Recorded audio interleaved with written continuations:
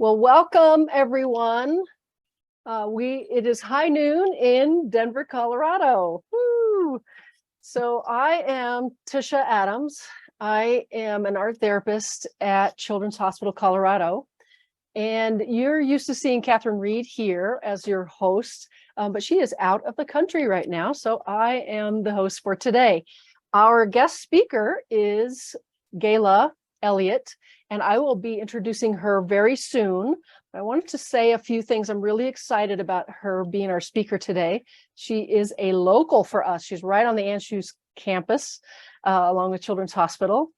I really honor facilitating this lecture, and I also really am excited about the work that Coral is doing. I was able to be part of Coral by facilitating an art therapy group, and I also participated in a writing workshop. So what I want to say to the participants is please feel free to ask any questions in the questions area while we're moving along. And after Gayla is done with her presentation, then I will ask her the questions that have been entered and submitted in the questions section. So firstly, for those who don't know, Coral is Colorado Resiliency Arts Lab.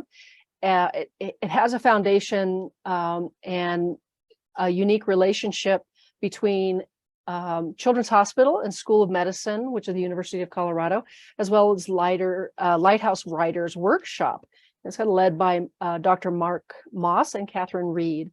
It's funded by the NEA, which is pretty exciting. And the vision is really to enhance wellness for healthcare professionals through engagement through the arts, which is right up our alley and Gayla's alley.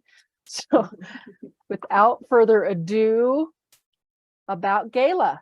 She has a master's and an ATR and a CBIS, which is? It's Certified Brain Injury Specialist.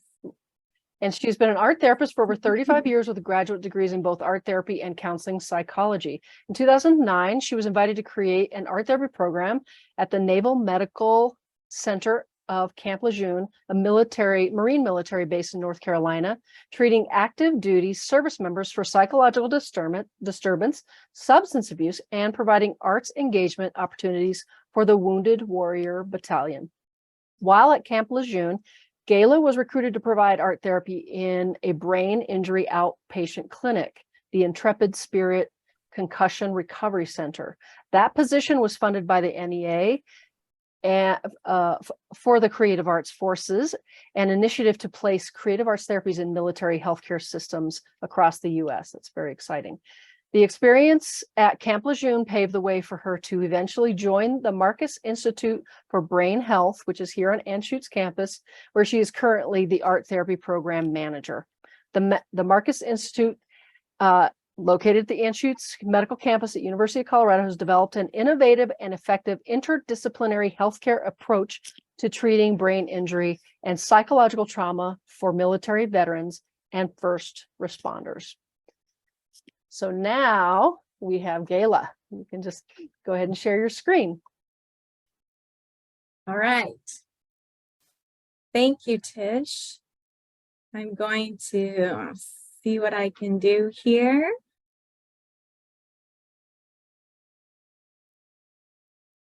Can you see that? Looks great. Okay, great. Thank you. And I am going to turn my camera off so we can just look at the screen. So thank you so much, Tisha, for introducing me. And I just wanted to say how excited and honored I was to be invited to do this talk today.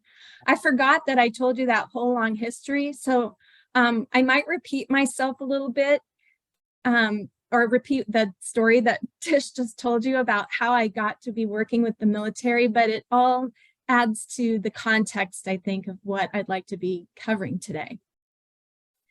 And what I'm going to talk about is how I accidentally began working for the military population and how that set me up to be successful in my current position at the Marcus Institute for Brain Injury. Also, I'll share a lot of photos of art created in art therapy sessions in the clinic where I work. I want to share with you a brief story of one veteran who capitalized on his experience in art therapy and actually ended up co-authoring his own case study. And last, I'd like to show you how over the course of a 3-week program, the artwork begins to visually transform from painful, burdened, lonely, immobilized states to more freedom, expansion, self-compassion, and love. So here we go.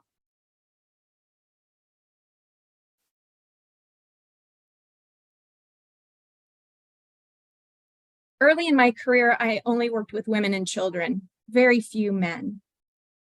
In 2009 is when I was invited to go to Camp Lejeune and start an art therapy program there. That's in Jacksonville, North Carolina. I was very nervous and apprehensive about that position because it was a population and a culture I knew nothing about, and it seemed about as far outside my comfort zone as I could imagine. Nevertheless, I took the job and I discovered that I loved working with military service members. And I loved it so much I stayed there for 9 years. My last year at Camp Lejeune, I was invited to provide art therapy to service members who were receiving care at the Intrepid Spirit Concussion Recovery Center under the direction of Navy Captain Tom Johnson. That position was funded by the National Endowment for the Arts, the NEA, which is who funded the research for coral and who is one of the sponsors of everything that we do here.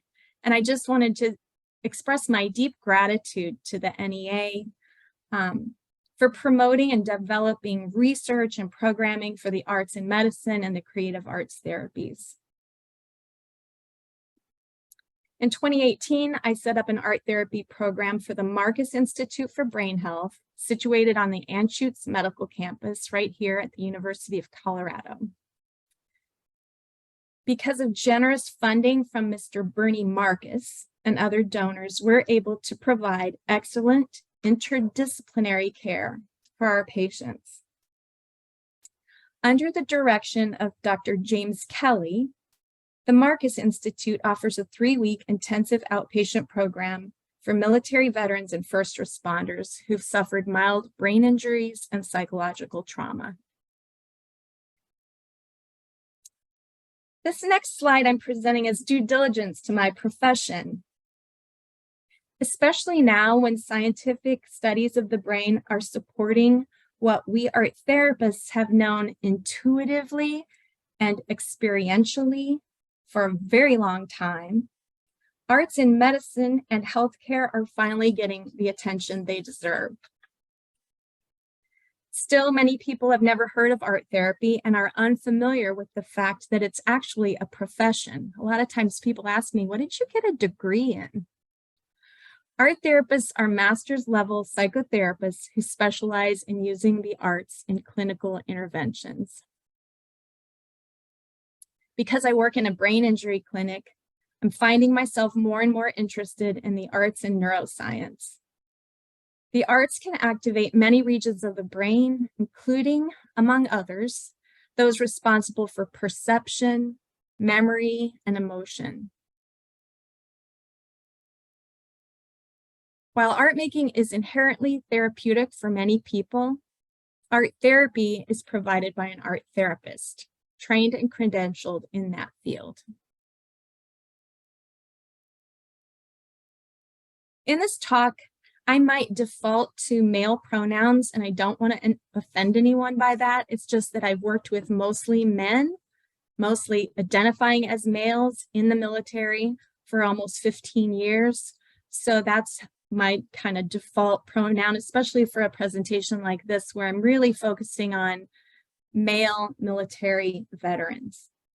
There are some pieces of artwork in this presentation that were created by women, and some created by first responders, police officers, EMTs, firefighters, and some of them have been women, but like I said, I'll just default to that male pronoun. Early in my work at Camp Lejeune, I was really skeptical that I'd be able to get Marines to participate in art therapy. But once I got there, I found I really didn't have to deal with very much resistance at all. My groups were full. A lot of people were signing up for art therapy. And at the end of their group, they never wanted to leave. And I was really kind of puzzled about that. So I did some very simple Google searches about how men show up in therapy and how they benefit most from therapeutic settings. Men tend to be more guarded and use fewer words to process their feelings, which is okay in art therapy because we use a nonverbal approach to access thoughts and feelings. Men are often experiential learners, which works really well in art therapy because it's experiential, it's hands-on. Some men have resistance to therapy that's just based on talking. One of my patients said he didn't need any behavioral health because he didn't think crying over coffee would benefit him. Men tend to find safety in numbers. This is especially true in the military, where the brotherhood is sacred and necessary for safety and survival.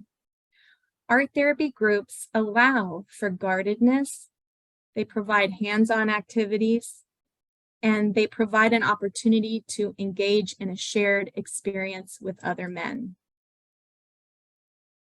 Men often prefer autonomy and independence, and with art, there's lots of choices to make, and it's up to the individual to make those choices. And finally, men are often solution-based and product-oriented rather than process-oriented. They prefer seeing a tangible result of their efforts, and creative arts gives them that visible, tangible product.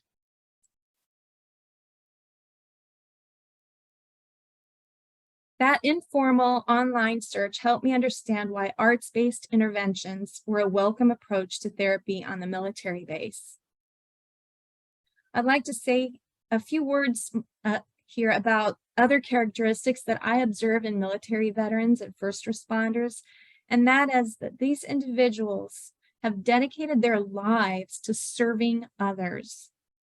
Whether they are called to serve their country through military service, or to their communities at home by providing protection, safety, and emergency medical care, service and sacrifice are a major element of the values they live by. These people identify as protectors, and it can be very difficult for them to ask for and receive help. So, sorry, ma'am, I'm no artist was literally the first thing one patient said to me when he first came to art therapy. And I often hear a little grumbling at first. But in spite of that mild resistance, the patients that come to the Marcus Institute are extremely invested in getting better. Many of them have lived for decades with troubling symptoms. Patients who come to us say they will do anything to get better. In fact, one man told me he would stand on his head outside in a snowstorm, whistling Yankee Doodle if I told him I thought it would help alleviate his pain. So in the broad scheme of things, making some art isn't so bad. The rest of my slides will feature art made by patients. And I just want to mention this, that it's kind of a sacred thing for them to be putting out into the public because it's done in very private sessions about very private experiences and thoughts and feelings.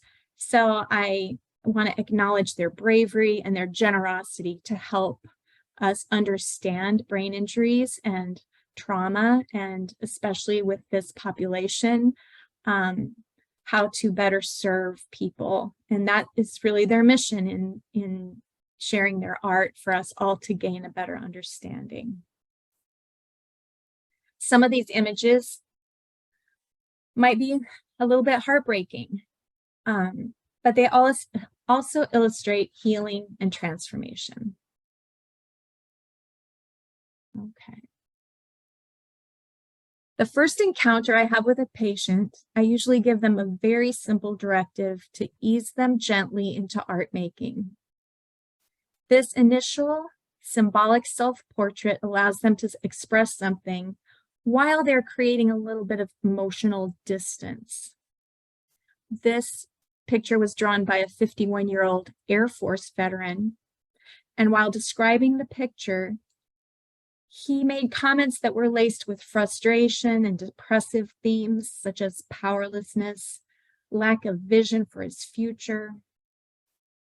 The tree he described was dormant, but not dead, and completely isolated. He related these words because he thought, even though he was alive, he wasn't really living his life. He talked about patterns of isolation and avoidance to minimize his symptoms, and he described sleep disturbance, poor diet, symptoms of a depressed mood, post-traumatic stress disorder, and moral injury. He had a supportive family, but he didn't have anybody that he felt like he could talk about military-related experiences.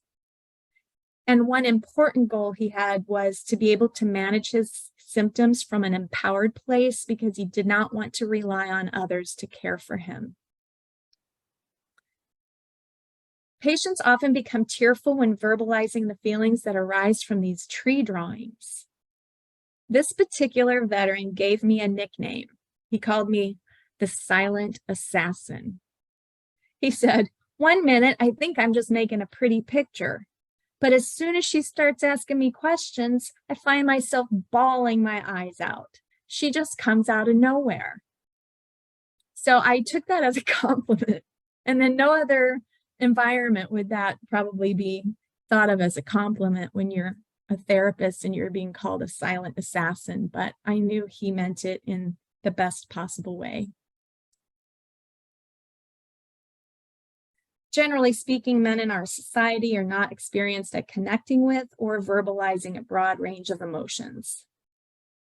Military culture doesn't really value or reinforce this particular behavior either, because being mission ready requires service members to put their own feelings aside. This is part of the warrior ethos. Law enforcement, EMT, and firefighter cultures are quite similar, and members can become chronically detached from their emotions, negatively impacting their relationships and their quality of life. Not only that, but psychological trauma can also contribute to the phenomenon of this difficulty in verbalizing emotions. Traumatic experiences are often internalized, and the individuals just dissociate from them. Brain injuries can also contribute to this problem by impacting expressive language. Alexithymia is a word that means the inability to recognize or describe your emotions. Many of our patients either report that they feel okay or they feel enraged, and there's very little middle ground. And these polarized states of emotion can make life really difficult for everyone. This slide is an art directive that I use quite often, where patients are asked to illustrate emotional states in these small abstract designs. This activity is often a bridge into somatic-based interventions. It helps reduce emotional numbing. It helps increase self-awareness and emotional literacy, and provides the patient a visual language in which to express their emotions. Thereby, it can help treat alexithymia. As patients talk about their art, they begin to find words for their emotions. I recently sat on a panel to discuss arts and medicine at the University of Colorado. One of the other panelists made a comment that stayed with me. She said, "The more personal art is, the more universal it is." And those words they just resonated so deeply with me. I thought of this slide. I wanted to include it because I think it supports what she was saying. On the left is a painting called The 2,000-Mile Stare. It was painted by an artist named Tom Lee during World War II. And a 2,000-mile stare is how PTSD was described at the time. On the right, almost 70 years later, you see a chalk pastel portrait drawing done by someone who had never drawn a portrait, nor had he ever seen Tom Lee's painting. But I see the similarities are so uncanny. It's almost the same face. And the Marine that drew the portrait on the right suffered from severe post-traumatic stress disorder. They both are just so accurate and descriptive and similar in their depiction of the human experience of trauma. Many military service members and veterans isolate themselves in an attempt to mitigate their symptoms, or because they fear judgment and stigma that exists in the civilian world. In addition, crowds can feel dangerous, socializing can feel embarrassing and awkward, so withdrawing from life can feel safe. But as they withdraw, this comes at a great expense to the individual and their family and friends. In my work, I see how art creates connections that go beyond verbal exchanges and go deeper than superficial stereotypes. The arts link people with universal truths and collective experiences that reduce social isolation, loneliness, and shame.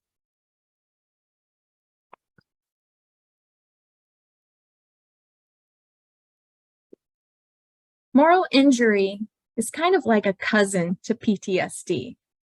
And sometimes for some audiences, moral injury is less familiar. It's gotten less airtime. Most people have heard of PTSD. There are similarities and there are some overlapping symptoms, but also some distinct differences. Moral injury is a spiritual wound.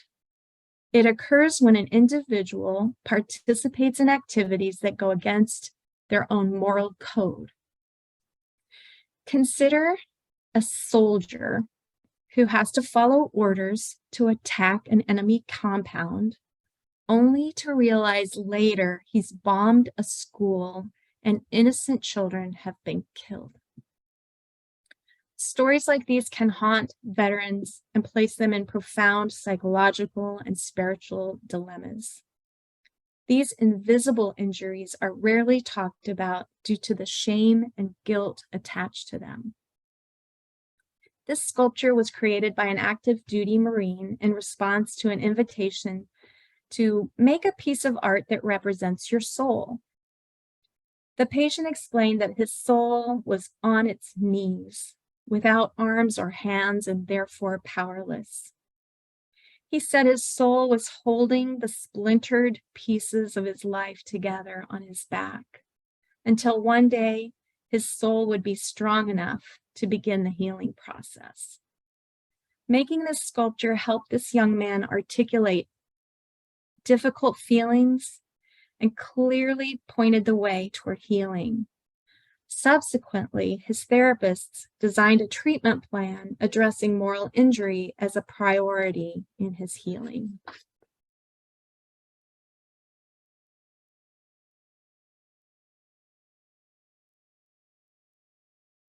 When I worked for Creative Forces, a powerful art directive we art therapists found particularly beneficial for military service members was mask making.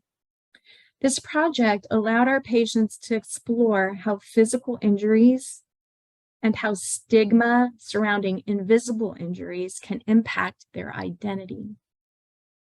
Mask making is an effective way to acknowledge hidden, undisclosed thoughts and feelings.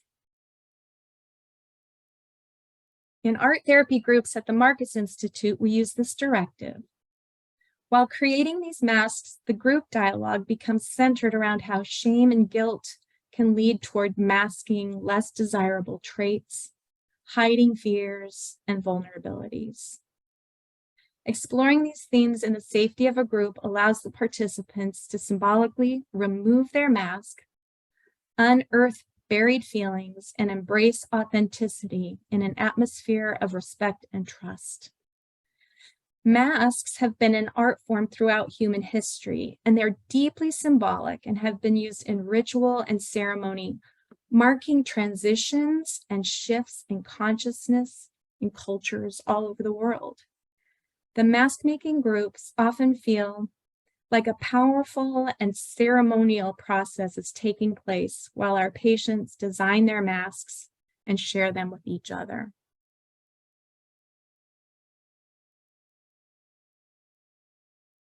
This mask was created by a 60-year-old Navy veteran, and he happened to be at the Pentagon on 9/11.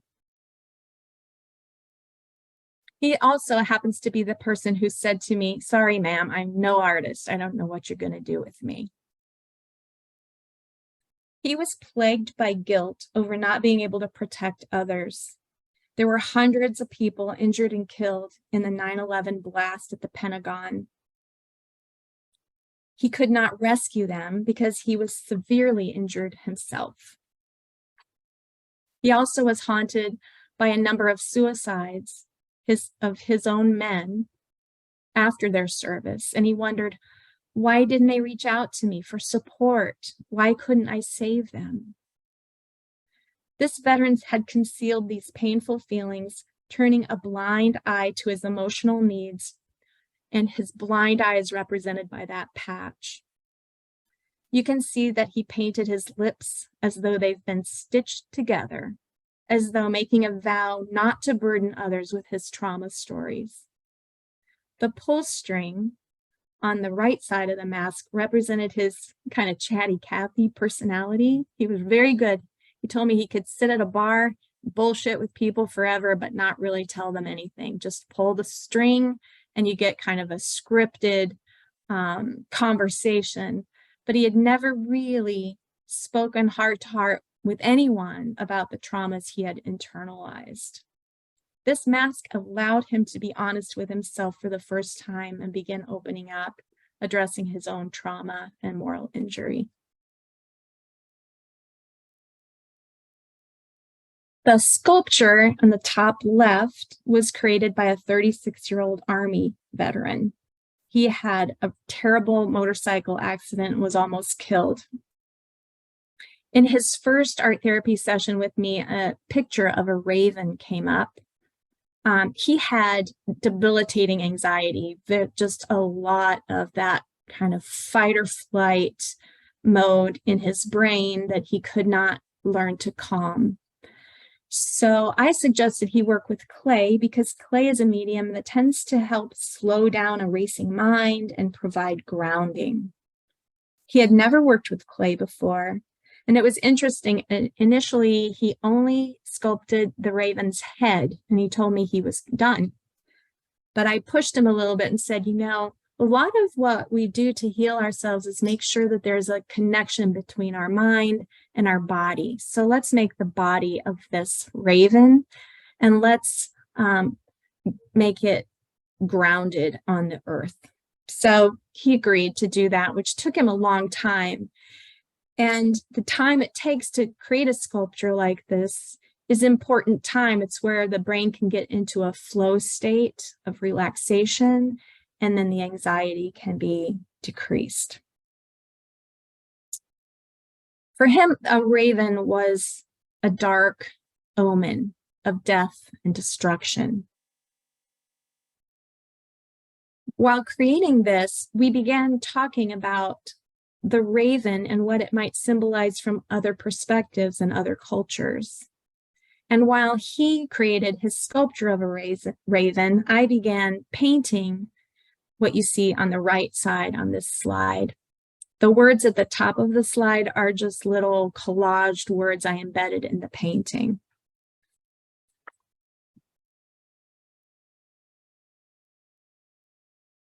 Sometimes when I make art alongside of a patient, I try to do it so that I'm mirroring them and working with the same imagery that they've chosen. Creating art together helps us connect in an entirely different way. It's very unique. It's kind of like parallel play. There's no pressure to talk or figure anything out. We're just together in a shared space and time, enjoying the process of making art. I demonstrate my commitment to the process of art making and trust the wisdom of my own art. And while I do that, I'm modeling the behavior I want to see in my patients. By creating work on their choice of subject matter, I'm mirroring, communicating that this patient is being seen. I want to actively participate by showing interest in and a sustained attention to his symbols, which can be thought of as a form of empathy. Exploring a symbol like the raven from other perspectives and other cultures can broaden the patient's understanding of a symbol, perhaps reframing a negative appraisal into something more positive and balanced. Through our research about the raven, we stumbled upon Native American spiritual meanings about different kinds of animals, including the raven.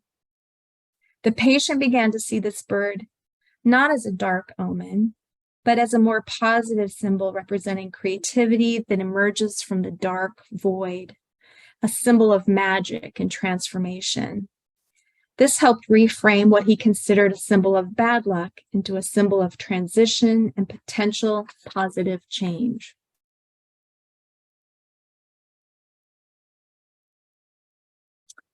I'm going to shift a little bit here and talk about a case study I co-authored with several of my colleagues and our patient. His name is Mason. The link on this slide goes to the article, which was published in the Journal of Humanities and Rehabilitation. It's out of Emory University.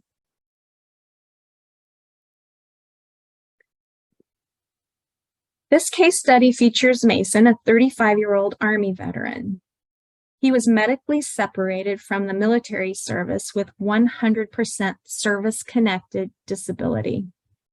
His health conditions included mild traumatic brain injury, post-traumatic stress, moral injury, gastroesophageal reflux disease. I'm really glad I was able to pronounce that. I practiced.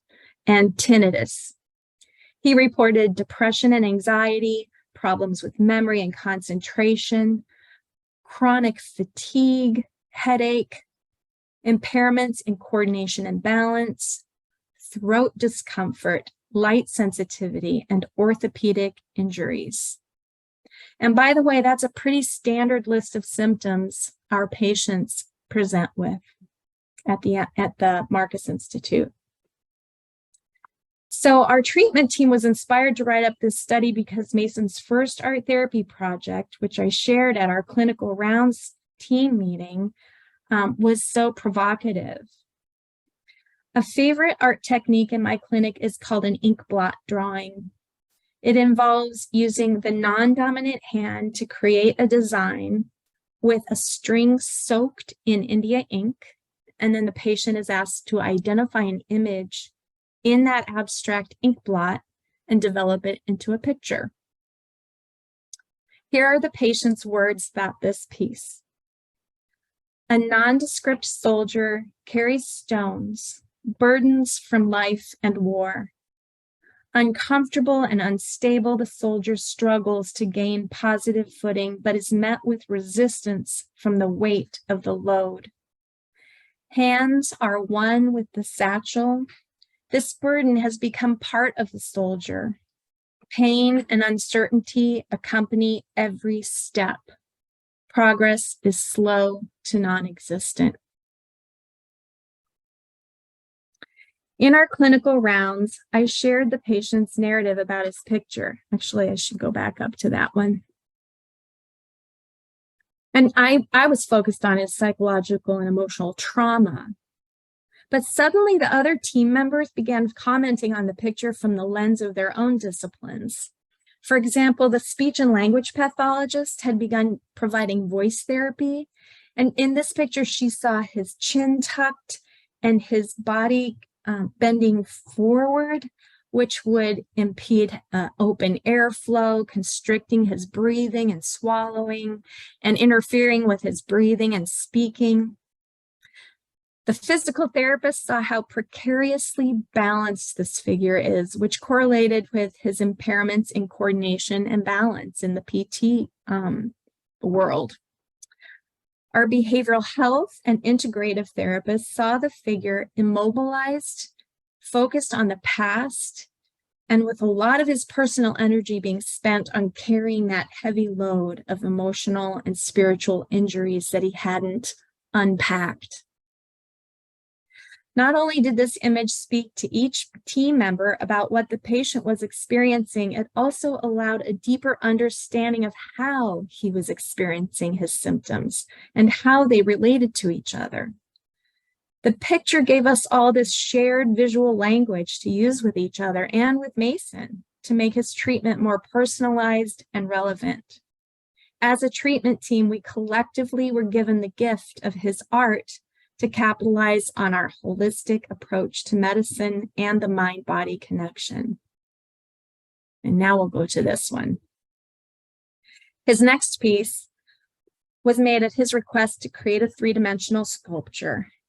The imagery came from a session with a psychologist who provided eye movement desensitization and reprocessing therapy. It's a mouthful, but that's EMDR.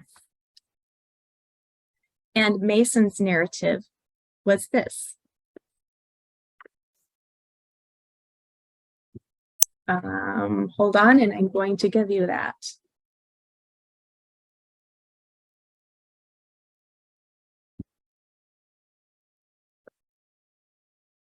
A nondescript warrior removes worn and battle-damaged armor. The warrior has carried this armor for lifetimes and finds it has fused to his flesh. Removing this armor is painful and scary, but it's necessary for growth. Like a beetle molting its exoskeleton, so must this warrior put aside his armor. Nature reaches up to assist this warrior, with all things returning to the earth to be cleansed and eventually renewed. EMDR helped Mason recognize the metaphorical armor he wore for psychological protection, but that manifested as tension and restriction in his upper body. In the second week of the IOP, Mason explored the concept of slowly removing this armor with visualization techniques and actually creating this armor in the sculpture. This gave him sustained periods of time to meditate on what his armor looked like, what it felt like, and where he wanted to begin dismantling it. Removing armor provided an opportunity in integrative therapy to explore the concept of vulnerability, a necessary step toward healing his spiritual wounds. Mason began to gain self-awareness about how wearing armor to protect from psychological pain was keeping him stuck emotionally, spiritually, and physically. From a speech therapy perspective, this sculpture allowed the therapist to help the patient use visual cues to relax and create space for his diaphragmatic breathing, which was necessary for strengthening his voice and giving him the ability to breathe efficiently.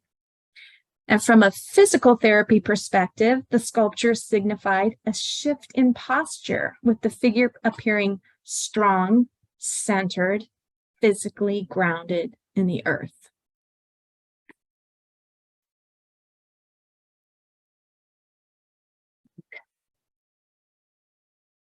I took several pictures of this piece. So the ones on the left are just details of the right, because Mason's intention was to create all these nature images, the mountains, that stylized bird in the middle, a sunset, a green mountain. And I wanted you to see those parts that make the whole that is photographed on the right. Mason's words about this. He says, form in chaos. Momentum and energy are moving toward rebirth and growth. A new world is born from removing the barriers, removing the armor, removing the confinement built by self-destruction. Construction is not yet in a finalized form, but has purposes and uses new tools. In week 3, Mason's psychologist and integrative therapists provided introspective work, helping him visualize the release of spiritual and psychological burdens. This reduced his need for those protective defenses that he had built up. This helped Mason embrace the emotional freedom expressed in this piece. Themes of nature often indicate a sense of healing, growth, and freedom. From the physical therapist's viewpoint, a Gestalt view of this figure resembled a person striding forward. This interpretation was congruent with him becoming more physically active and moving forward in his life with less pain. He had a new sense of vitality. And I just wanted you to see these 3 images together because you can see that on the left, the imbalanced burden figure of week 1. Week 2, he's grounded and centered. And finally, week 3, you see this fluid figure composed of natural imagery, which expresses a feeling of weightlessness and ease and this future-focused movement. And here are some more of Mason's words. Art therapy is a remarkable tool that allowed me to access my subconscious and conscious minds. It was an outlet for emotions and self-realizations to be expressed when words failed. Art was the most efficient way for me to show my pain, my barriers, my progress. Pain is such a specific internal state, it's difficult to express so others truly understand. I found that using art allowed me to express my pain in a universal language. My team was able to observe issues I presented in my art, and I would never have been able to express those in words. Some of these issues were outside my conscious awareness until I processed them through art and received feedback. My burdens and armor had become so much a part of me. It was to the point where I was unable to separate them from myself.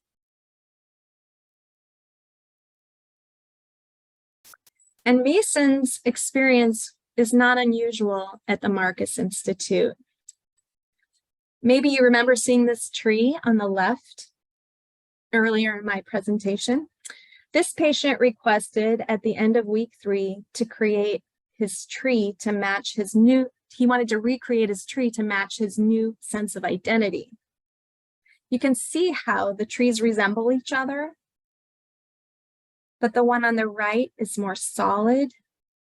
There's so much more color, more vitality, and that tree is living in a vivid, colorful, life-giving environment. We call that post-traumatic growth.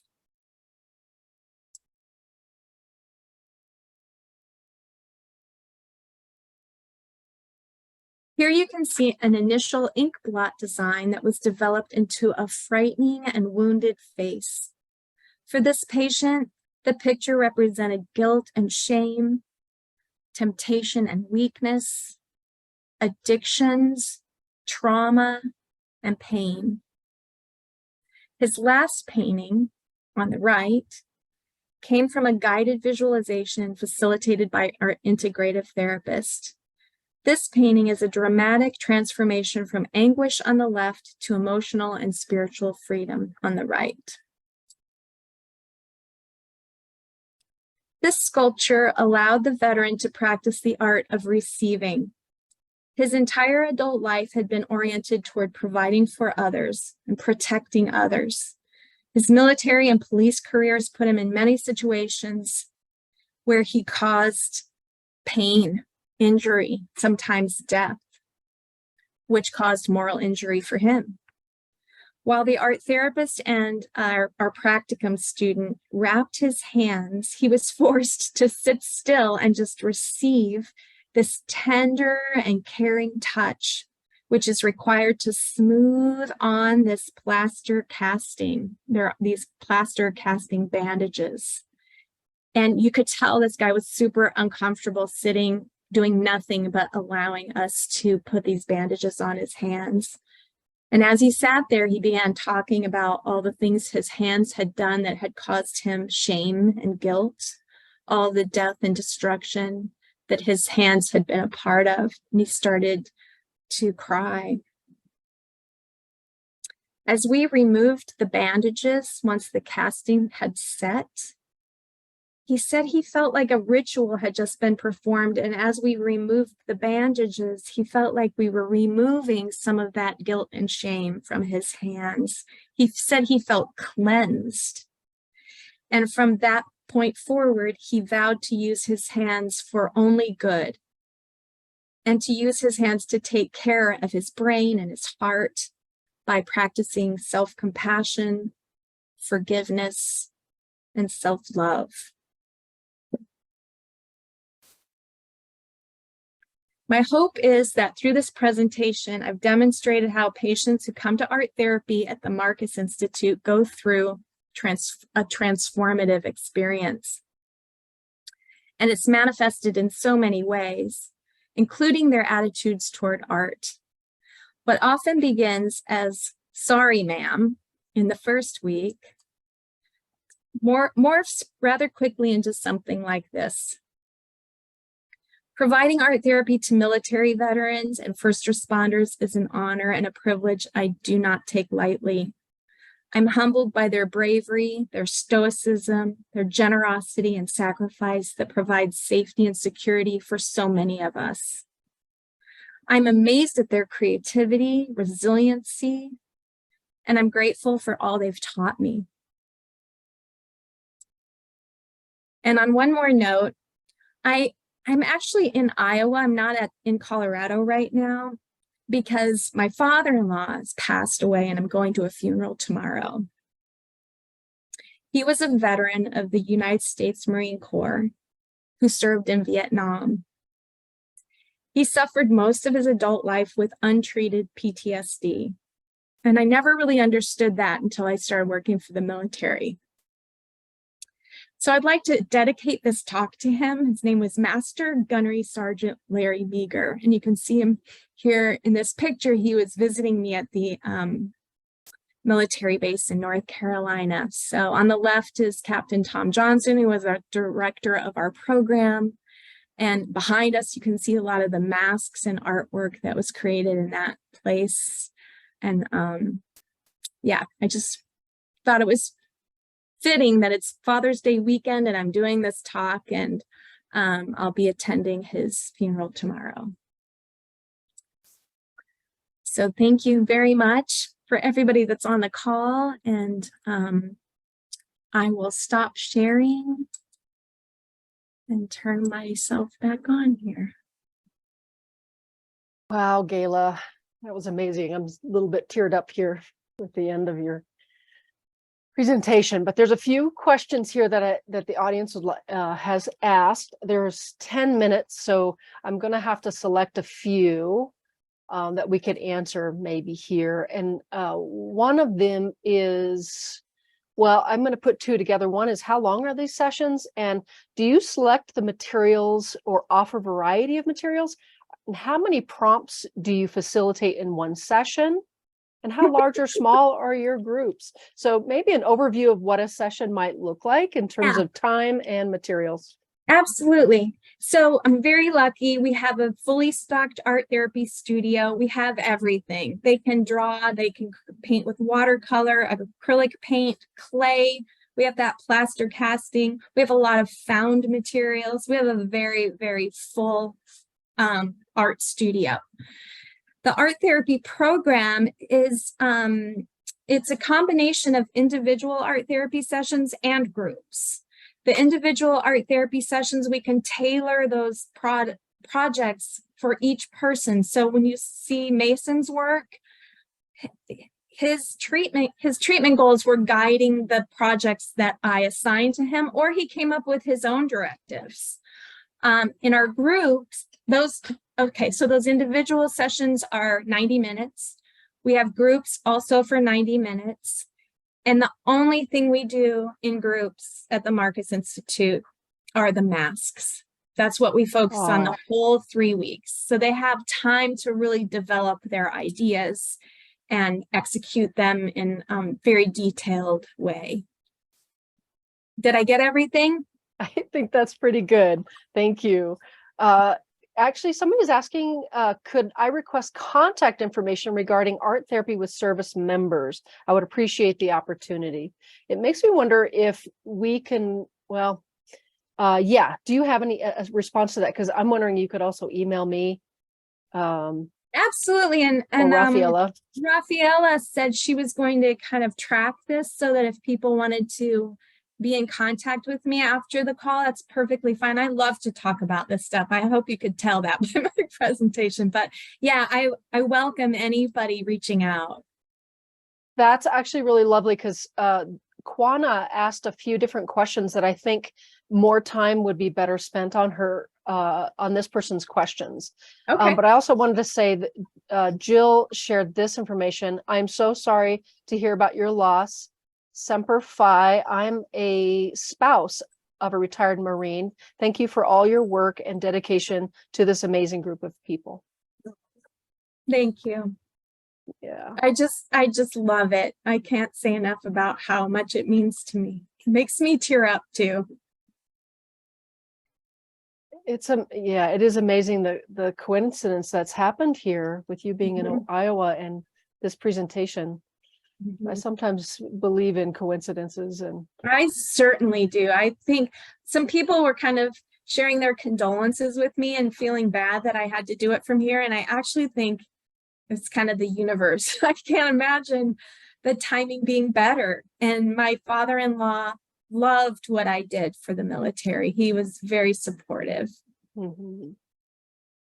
I'm seeing, yes, I got the email from the one person who's asking more questions. Yeah, it's inspiring and helpful, informs me for the sessions I work with veterans as well. Wonderful. Yeah, and as a comment from myself, I was really appreciative of how you created this presentation and gave us context about military and individuals that you work with, and sort of the dynamics they come in with, and how art therapy and your work really matches that and creates the safety for them to be as vulnerable and open to the process. And then it sounds like you match that with just that it's like a soft landing for. Thank you for that. And you know, so many people are amazed that I can get veterans to make art, but it's effortless. I just present it and they respond beautifully to this medium. So I think there's a lot of misunderstandings. I know at least earlier in my career, everyone thought if you were an art therapist, you probably work with little children, but it's such a powerful type of therapy for people who are like the population I work with, who are just not very experienced in knowing how to express themselves. It's a wonderful gift. Well, given that, there's a good question here. How much direction and guidance do you give in using the art materials, and maybe even what they, where they're going to move towards creating? That changes over the course of the 3 weeks. So when I have them do the tree drawing is a standard thing I do with every patient, and I don't give them any instruction at all. With the ink blot, it was something else that I use almost always. I give them a little bit of help in like how to use the colored chalk pastels, just so they feel like they can practice with those a little bit before they start working on their picture. And then like for the raven, that guy needed a lot of help in knowing how to work with clay tools. What's the nature of clay? So I do find myself teaching, and I have an art degree before I went to art therapy school. So that's the other thing about art therapy, is that most of us are artists on our own, and we know a lot about materials and how they work so that we can help people succeed. Thank you. I have another, maybe this might be our final. Thank you so very much. This presentation was very helpful and enlightening. I was wondering if you can speak a little bit more to how art therapy affects the physical brain and healing. I can speak a little bit about that. Like so many art therapists, I came into this field from the psychology lens, and working in a brain injury clinic has been a learning curve for me. But the limbic system is a part of the brain where we experience fight or flight, which is a highly anxious state of survival.